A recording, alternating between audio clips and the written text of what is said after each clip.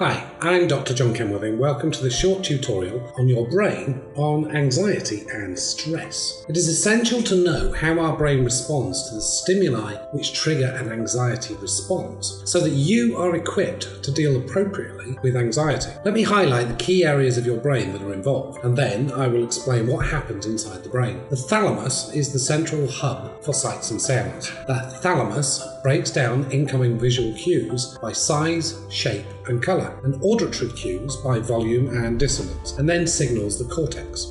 The cortex then gives raw sights and sounds meaning, enabling you to be conscious of what you are seeing and hearing. And I'll mention here that the prefrontal cortex is vital to turning off the anxiety response once the threat has passed. The amygdala is the emotional core of the brain, whose primary role is to trigger the fear response. Information passing through the amygdala is associated with an emotional significance. The bed nucleus of the stria terminals is particularly interesting when we discuss anxiety. While the amygdala sets off an immediate burst of fear, the BRST perpetuates the fear response, causing longer-term unease typical of anxiety. The locus coeruleus receives signals from the amygdala and initiates the classic anxiety response: rapid heartbeat, increased blood pressure, sweating, and pupil dilation. The hippocampus is your memory center, storing raw information from the senses, along with emotional baggage attached to the data by the amygdala. Now we know these key parts. What happens when we are anxious,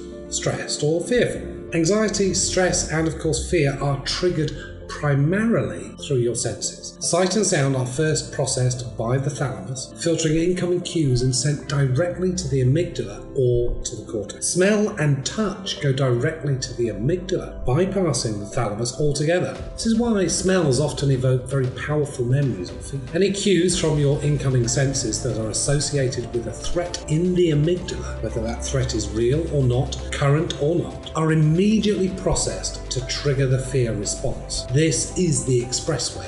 It happens before you consciously feel the fear. The hypothalamus and pituitary gland cause the adrenal glands to pump out high levels of the stress hormone cortisol. Too much cortisol short-circuits the cells of the hippocampus, making it difficult to organize the memory of a trauma or a stressful experience. Memories lose context and become fragmented. The body's sympathetic nervous system shifts into overdrive, causing the heart to beat faster, blood pressure to rise, and lungs to hyperventilate. Perspiration increases and the skin's nerve endings tingle, causing goosebumps. Your senses become hyper-alert, freezing you momentarily as you drink in every detail.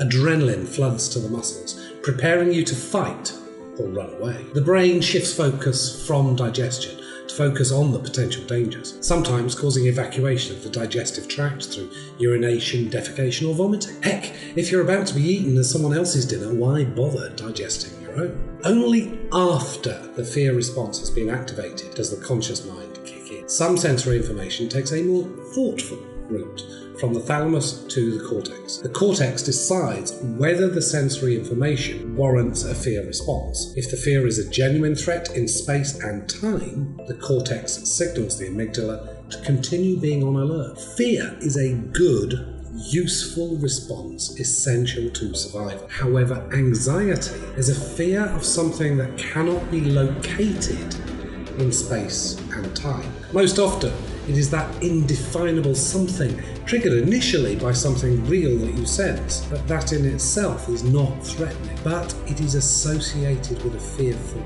memory. And the bed nucleus of the stria terminals perpetuate that fear response. Anxiety is a real fear response for the individual feeling anxious, and anxiety can be debilitating for the sufferer. Now that you know how anxiety happens in your brain, we can pay attention to how we can deliberately use our prefrontal cortex to turn off an inappropriate anxiety response once a threat has